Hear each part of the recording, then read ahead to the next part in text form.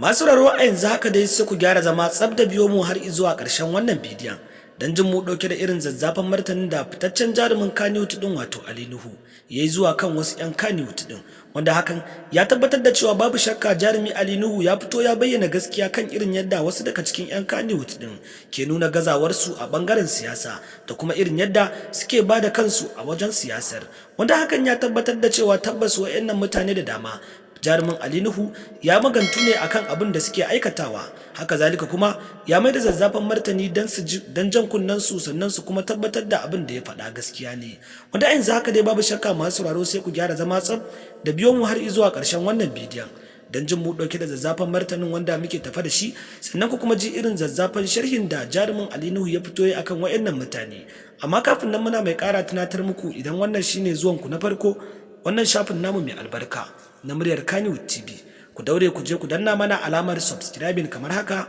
sannan ku danna ƙararrawar sanarwa, domin ta haka ne za mu tabbatar da kuna samun dukkanin cikakkun labaranmu da kuma zafafan bidiyoyin waɗanda muke ɗauke da su din da zarar mun ɗora.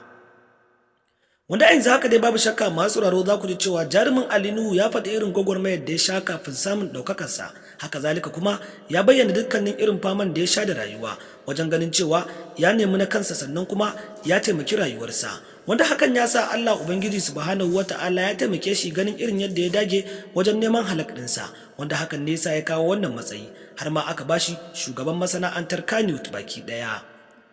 Tabbas masu sauraro za mu so mu ji ra'ayinku a ƙasan wannan bidiyon da zarar kun saurari irin martanin da fitaccen jarumin Kannywood din wato Ali Nuhu ne akan wasu daga cikin 'yan Kannywood din wajen kasancewar irin yadda suka fi bada ƙarfi a bangaren siyasa suna kuma bada kansu.